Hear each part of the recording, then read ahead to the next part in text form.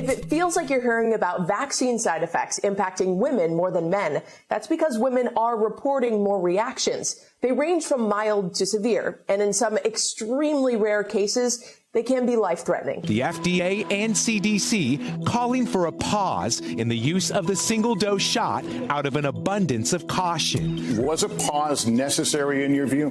Yes, I believe it was necessary for a couple of reasons. So what's going on here? Why does it seem like vaccine reactions are stronger in women? According to the CDC, women have reported over 70% of vaccine side effects so far. And to be clear, as of mid-February, when over 55 million people had received one or more doses of the vaccine, there were only about 6,000 total reports of serious side effects. And it's not known how many of those reports are directly tied to the vaccines. The most common side effects women are reporting are nausea, fatigue, headaches, localized pain at the site of injections and swelling. And then some people are also reporting some muscle aches, not just on the side of the injection, but in other parts of their body as well. By contrast, fewer men are reporting side effects, but when they do, they tend to be more serious flu-like symptoms like fever or chills. In general, we do think this reflects what we've seen in years of research, where women tend to report all side effects and men tend to only report the severe ones. We see these same differences in other vaccines. Nobody's ever studied why. So some of this could be explained by a reporting bias. But then there's the higher numbers of women experiencing anaphylaxis or a severe allergic reaction after receiving the Moderna and Pfizer shots.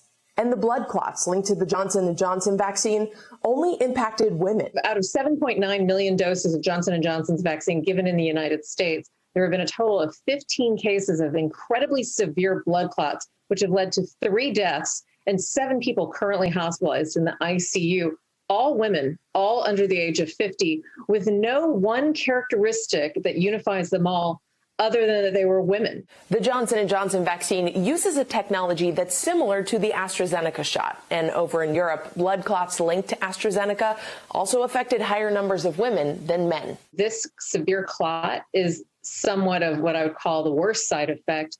And we don't know what the cause is exactly, but we do think that gender or sex at birth plays a role.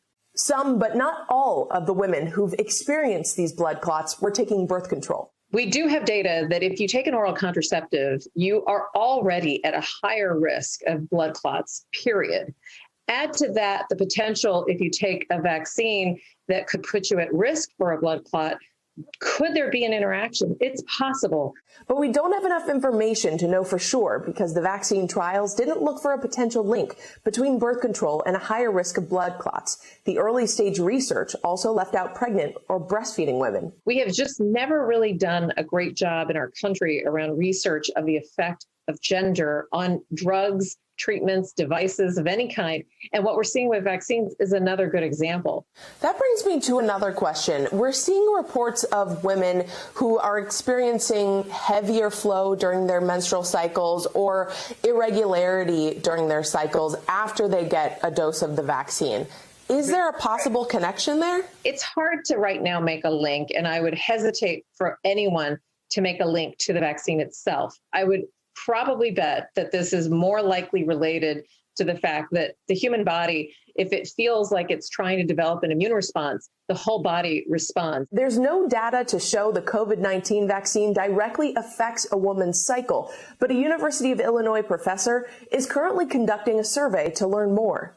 One theory we can debunk for sure is this idea of shedding the shot, that somehow vaccine side effects can rub off on people who haven't even been vaccinated. There is zero biological link to anything that is injected in the form of a vaccine to any fluids that go outside of your body through your sweat or even from like the effect of touch. Now that we've gotten that out of the way, the Johnson & Johnson vaccine is back into circulation after a CDC panel gave it their blessing, with the suggestion that the FDA include a warning label for women under 50. But remember, even after all the side effects we've just discussed, based on everything we know right now with more than 130 million Americans getting the vaccine so far, the risks associated with COVID-19 outweigh any risks associated with a vaccine designed to protect you from it. Hey, NBC News viewers, thanks for checking out our YouTube channel. Subscribe by clicking on that button down here. And click on any of the videos over here to watch the latest interviews, show highlights, and digital exclusives. Thanks for watching.